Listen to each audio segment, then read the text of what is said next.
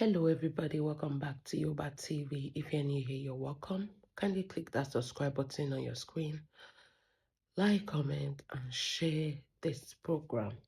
Ẹ̀yin èèyàn mi, àṣírí Ìyábọ̀ Òjó má ti tú báyìí. Ọlọ́run ọba o. Àṣírí Queen Mother má ti tú. Ǹjẹ́ ti dórí péèjì Lizzy? Ló bá fò bóde. Ló bá bẹ̀rẹ̀ sí ń play clips kan. Èmi ti rò pé ẹ̀yin èèyàn máa bọ̀ o, àṣírí Ìyábọ̀ ti tú o, àṣírí kíní kan. Èmi ò tiẹ̀ tètè rí fídíò yẹn. Àṣìgbà tá a gbọ́, ó ṣàkọ́kọ́ gádà èèyàn ọjọ́ náà. Ṣé mọ̀ pé ojúmọ́ kan wèrè kan ni là ń ṣe lórí social media yìí. Ojúmọ́ kan wèrè kan ni. Mi ò dẹ̀ rẹ́ anybody blame. Àǹtí Ìyábọ̀ Òjó ni mo blame. Ẹ̀yin lẹ fi Lizzy show her the way, the truth and the life. Ẹ̀yin lẹ fi way hàn Lizzy, ẹ fi jẹ́ kó máa gbó káàkiri. I don't know how somebody can be so obsessed with the way another person live their life. They wish they are the one. Ṣé understand is it? Gbogbo àwọn tí Ṣọlápé, Dr. Ṣọlápé tó lọ àtàṣé mọ́ káàkiri. Ṣé mọ̀ pé earlier in her own career, ó àtàṣé mọ́ gbogbo èèyàn. Àtọ́ba o, àti Sàláwá Àbẹ̀ní o, àti kinní kan, àti Tọ́pẹ́ o, gbogbo wọn pátápátá ló fọ̀ sí ara ẹ̀ mọ́. Then later in her life, she thought bó ṣe máa lọ nìyẹn. Gbà t'Ọlọ́run wá gbógo fọ́lẹ̀. Ó wá ń dùn pé ṣebí mo mọ̀ Ìyábọ̀, ibo ni Ìyábọ̀ ti bẹ̀rẹ̀, kò ní nǹkan kan tẹ́lẹ̀ náà, ṣebí kinní kan ni. Ó ti gbàgbé pé ìgbà ni ayé, ìgbà kan wà tó ń yẹ. So this is the reason why tó jẹ́ pé kò lè let go. She want to be in that circle tó jẹ́ pé tí Ìyábọ̀ bá ṣu, òun ló máa sọ, tó bá tọ̀, òun ló máa. How can you bring a video of 3 years ago and you are claiming that àṣírí Ìyábọ̀ Òjó ti tú? Ṣọlápé, Dr. Ṣọlápé. How can you bring a video of 3 years ago? Okay, káti ẹ̀gbà. Okay, ó ti gbé wá nìyẹn. Mo ṣe máa analyze video yẹn, àmẹ́yẹ bọ̀làpọ̀ ni ẹ kúkú mọ́ mi. Ó ti analyze video yẹn, ó ti gbé video yẹn wá. Jọ ó yá gbé video yẹn lọ sí court kó lọ fi sue àǹtí Ìyábọ̀. You pick a video out of context. Òyìnbó yẹn ti pọ̀jù fún ẹ. I will break it down. Out of context ni pé a long video tí gbogbo wa rí o. Life ni Ìyábọ̀ Òjó ṣe ń dán yẹn ò kì í ṣe pé ó record o. She was inside a car and she was doing live video. You pick the part that suits you to fit another narrative. You pick ẹ̀yin èèyàn ọtí understand nǹkan tí mo sọ yìí. A live video that the whole world was watching. Ìgbà tó sọ pé òun gbé nǹkan bọ̀, àwa tẹ̀ rò pé okay o, something new. Kì í ṣe gbogbo nǹkan tá a ti mọ̀ tẹ́lẹ̀, repetition yìí náà ni fún Ṣọlápé. You pick a video out of context. Ó yọ nǹkan kúrò nínú nǹkan tí gbogbo ayé ti rí. Ó fẹ́ fi báyàn jà. Ó ní mò ń sọ pé ó yá gbé fídíò nǹkan tó crop yẹn gbé lọ sílé ẹjọ́. Ìbí to you, àṣírí ẹ̀ ti tú.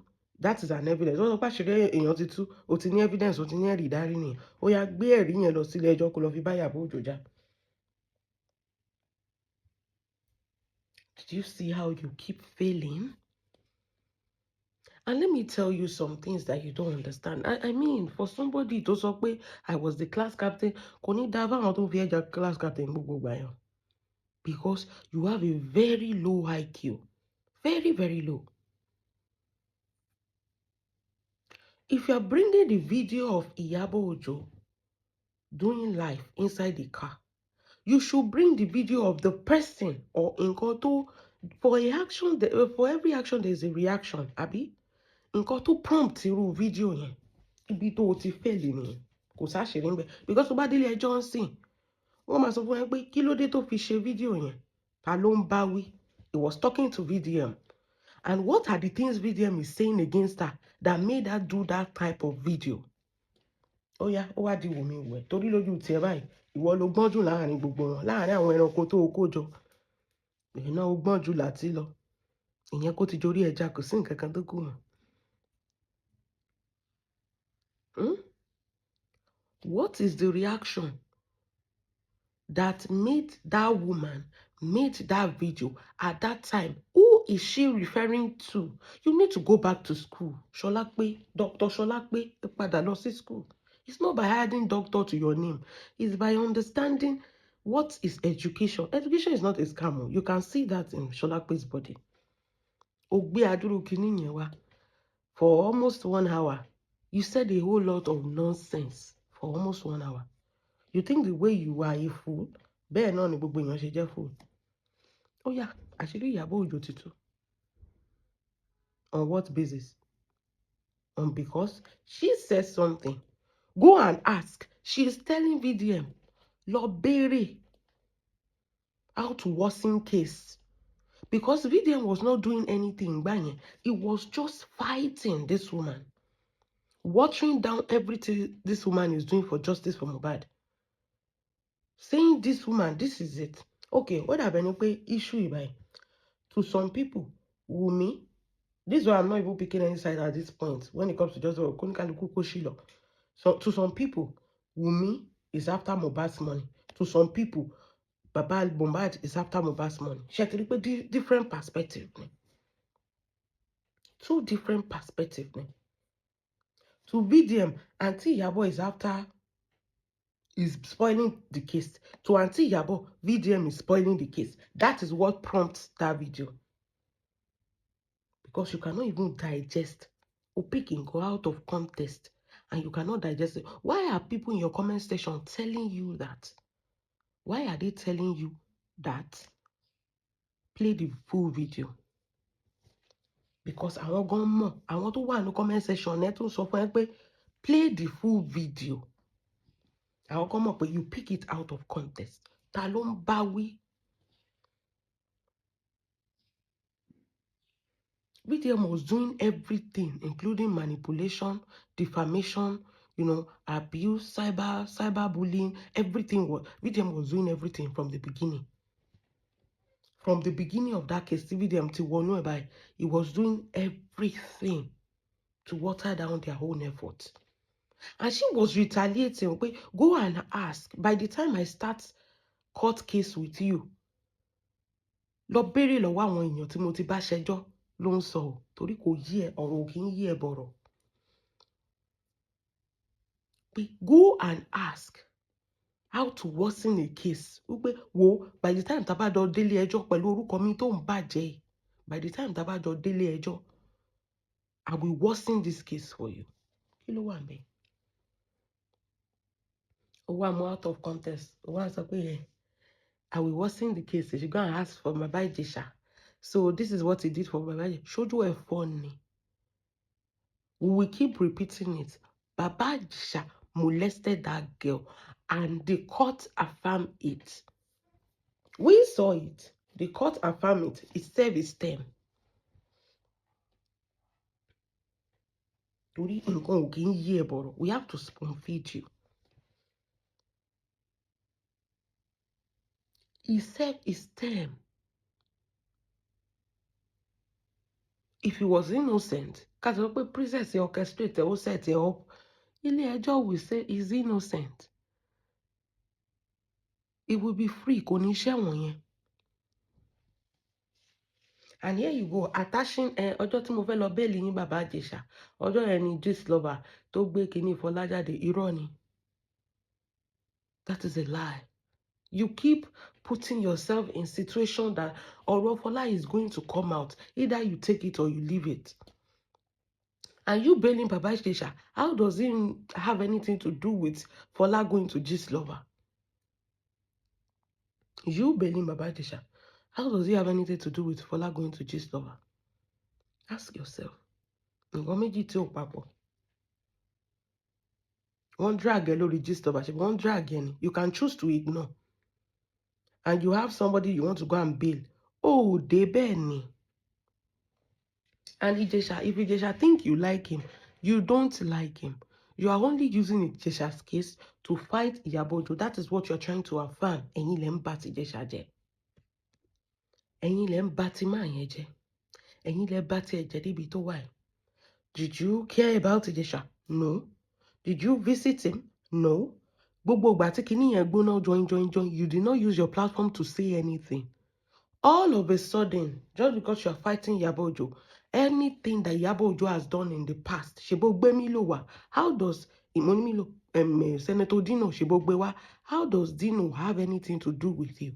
You are picking everybody that Iyabo Ojo has asked counterweight. Everybody. Tí Iyabo Ojo ti ní counter pẹ̀lú, ló ń pick to fight your battle. VDM tó ń gbèjà lẹ́nì, ṣèbí torí pé ó ní counter pẹ̀lú Iyabo Ojo. Would you ever come close or come and be saying VDM? The Naira Marley, ṣèbí torí pé wọ́n ní counter pẹ̀lú Iyabo Ojo ni. How does the issue of Naira Marley, Baba Ijesha, how does it have anything to do with your marriage? Torí o máa ń rò bẹ́ẹ̀ ni pé ìwọ ló gbọ́n jù.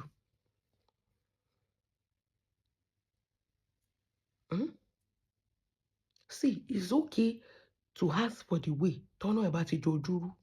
It's okay. But kó máa gbógun ti èèyàn torí pé Ọlọ́run gbọ́ àdúrà ẹni yẹn. That is not okay.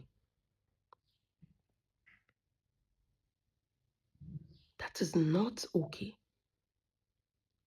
Ẹ̀yin èèyàn o, àṣírí Ìyábọ̀ ti tú o, àṣírí Ìyábọ̀ ti tú o. Èèyàn kan ló send clips sí mi. Ẹ lè imagine nǹkan tó sọ ń bẹ̀. Àṣírí ẹ̀ ti tú. Àṣẹ bó ṣe rán Ìjẹ̀ṣà lọ sẹ́wọ̀n nìyẹn. No, ilé ẹjọ́ ló rán Ìjẹ̀ṣà lọ sẹ́wọ̀n. Tí Ìjẹ̀ṣà bá jókòó ńjọ́ yẹn, tí ò fọwọ́ kan ọmọ yẹn, tán set camera, tó rọra jókòó jẹ́jẹ́ tiẹ̀.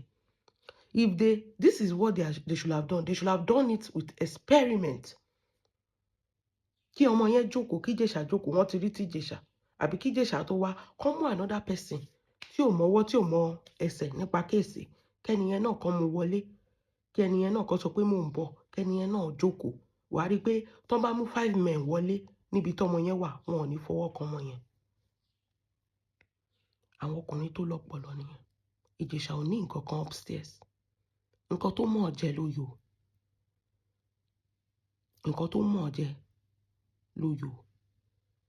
Mo rí content kan wèrè ẹlẹ́sìn bíi tiyín náà ìyẹn náà drag Iyabo Ojo. Ó lóun preach forgiveness. Kò ní í dáa fún ẹ tó bá sọ pé tán bá ba òbò. Ìgbà tó sọ pé nǹkan tó ṣẹlẹ̀ sọ́mọ yẹn máa ṣẹlẹ̀ sọ́mọ ẹ̀. Kí ló dé tó dùn ẹ̀? Kí ló dé tó dùn ẹ̀ náà? Tán bá ti ṣẹlẹ̀ sọ́mọ ẹ̀, ṣó ti rí tí iná yẹn bá ti jó yín, wọ́n ní kẹ́ fi abẹ́rẹ́ gúnra yín wò kẹ́ tó fi gún ọmọ ẹ̀yẹ. Ìwọ jẹ́ kí kinní yẹn kọ́kọ́ ṣẹlẹ̀ sí ọmọ ẹ̀ kó tó máa preach forgiveness. Forgiveness is a sin. Àwọn kankan wà mi ò lè dáríjì ẹ̀ tó máa fi kú.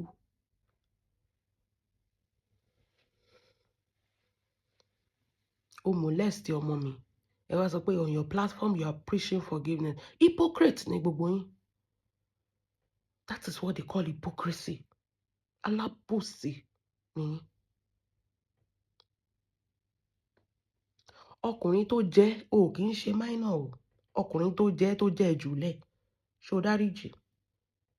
Wá imagine ọkùnrin tó bọ́mọ ẹ̀ sùn.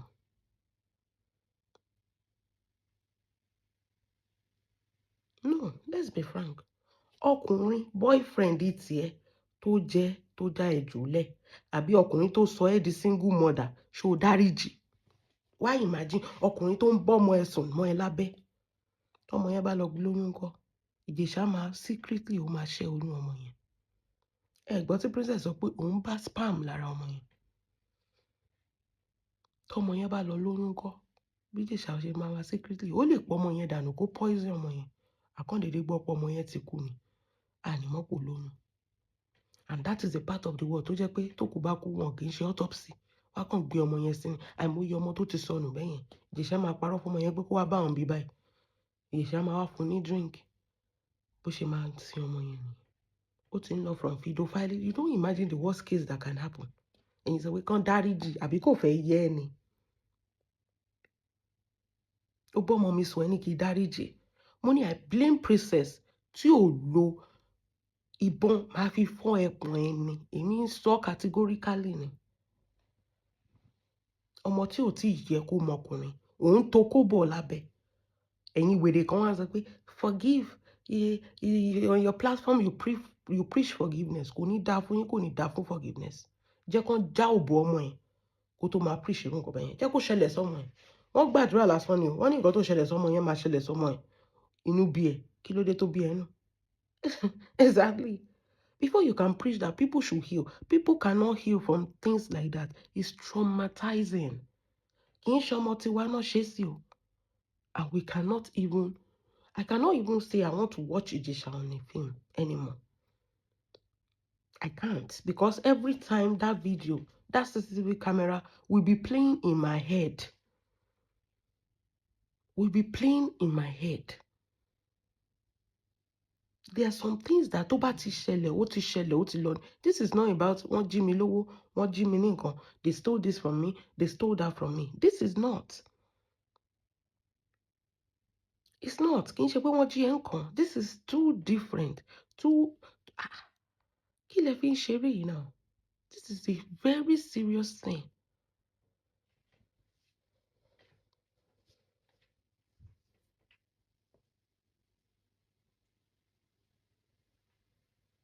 Wọ́n bọ́ ọmọ sùn, wọ́n tó kó bọ abẹ́ ọmọ. Mélòó ni gbogbo ìwòdí ọmọ yẹn? Ẹ wo Ìjẹ̀ṣà ní ọgbọ́n orí ẹ̀. Ìjẹ̀ṣà á gba more than 3 decades lọ́wọ́ ọmọ yẹn. Ṣé mọ̀ nǹkan tó ń pè ní decade ṣá? Ó wá mú ọmọ kékeré yẹn, ó wá ń bà sùn. Wèrè kan wá sọ pé Ìyábọ̀ sọ pé kán lọ béèrè lọ́wọ́ Ìjẹ̀ṣà bó ṣe ń wọ́ sínkèsì. Ta ni ayé ò bá bàjẹ́ tí ò bá ṣe Ìjẹ̀ṣà? Ìwọ ò tiẹ̀, ẹ̀yin ò tiẹ̀ mọ àwọn nǹkan kan wà tó jẹ́ pé, let me tell you how wicked I am. If you do something like that to my daughter, tí ọwọ́ mi ò dẹ̀ wá ràn ẹ́ láti fọ́ ẹ ní ẹpọ̀n tó wá ṣẹ̀wọ̀n, I will make sure I pay everybody in that prison off for them to do the same thing to you. I will make your life a misery. Nǹkan tó máa ń ṣe ń bí báyìí nìyẹn. Tó bá jẹ́ pedophile tó bá ṣẹ̀wọ̀n, wọn ìyá ọmọ yẹn ò tẹ̀ ní ìdájí ṣe nǹkan kan. Àwọn ẹlẹ́wọ̀n yẹn ló máa dá sẹ̀ríà fún ẹ. Ọkùnrin bí ẹgbẹ́ géńdé, they will hold you down. Wọ́n á dẹ̀ rọ́ sí ẹ ní, wọ́n á ba ìdí ẹ, wọ́n á bàjẹ́ fún ẹ. Fúrọ̀ ẹ, wọ́n máa bàjẹ́ fún ẹ. Olóńbọ̀ ọmọ kékeré sùn. They should forgive, they should forget. Ẹ̀yin olórí burúkú yìí.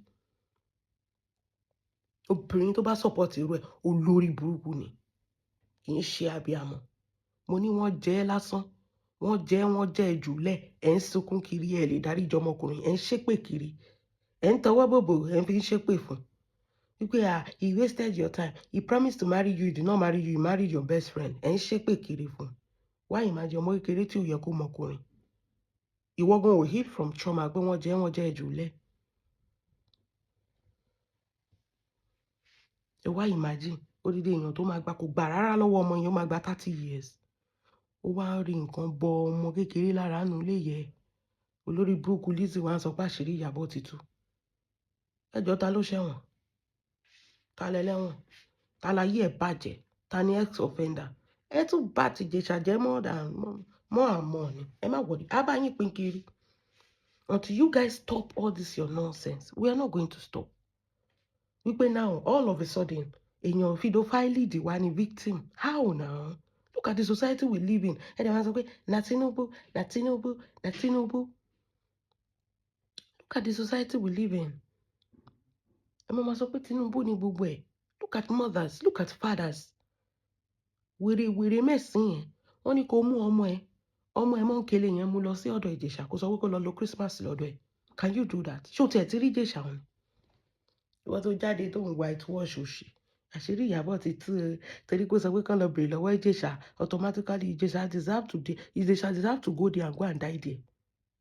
Bẹ́ẹ̀ni, kó lọ kú sọ̀hún. Kó lọ kú sọ̀hún. Ó tó bá ti yẹ kó cross the line. Bẹ́ẹ̀ni, ó ti pẹ́ tó ti ń ṣe ilẹ̀ mọ́ ọba ni. So Lizozo, wàá ké wáyọ̀ àlà. Ṣé mo pé na Ìyábọ̀ Òjó, Indian temple ẹ kò sẹ́nibody tó rà nǹkan kan mọ́ ń bẹ̀. It's not about opening shop in Abuja. Oh. It's not about opening shop on Zuma Rock. It's about kini ṣe customer ń wọbẹ̀. A customer coming to buy? No. So wàá ṣe content ẹ̀mí àbẹ́ ẹ̀bọ. You are a fellow blogger like all of us. Wàá ṣe content ẹ̀mí àbẹ́ ẹ̀bọ. Ọpẹ́lọpẹ́ orúkọ Ìyábọ̀ Òjó. You go do content ẹ̀mí àbẹ́ ẹ̀bọ. Sọ pé kí ọkọ ẹ láti orí ẹja, orí eré, sọ pé kóun lọ bọ́ ọmọ kékeré sùn. A máa ó máa ju ti Ìjẹ̀ṣà lọ.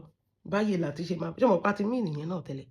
báyẹ̀ ṣe máa bàjẹ́ lórí social media a máa cast yẹn a máa overcast yẹn sọ pé kó lọ bọ́ ọmọ kékeré sùn kó wá sọ pé kò sí nǹkan tó máa ṣe let us practicalize it now jẹ́ kí láti try ẹ̀ náà ọkọ ẹ̀yẹn ni jẹ́ kó lọ bọ́ ọmọ kékeré sùn sórí ìkanra tó ṣe mọ̀ pé díẹ̀ ló kù kan sọ táyà sí ẹ̀ lọ́rùn ní odò mọ́ta wàá máa ṣàlàtì ní pieces báyìí ṣé ọmọ tó bá ṣá ẹran tán gé sí 90 pieces bó ṣe máa ṣá ẹran làtì nìyẹn lójú títì ẹ̀yin wèrè akóṣìbèrò ẹ̀ ó wá jáde oṣoorí ibú wọ́n sọ pé àṣírí Ìyábọ̀ Òjó tuntun ó yá mú àṣírí yẹn lọ sí court kó lọ fi gba justice òpònú òṣì kó sì lọ jàre stop wasting our time on this social media ọmọ àlè ìyẹn yẹn jẹ́ máa lọ jàre jẹ́ ìmọ̀ nǹkan tó bá feel about this video down below God bless you have a wonderful day bye.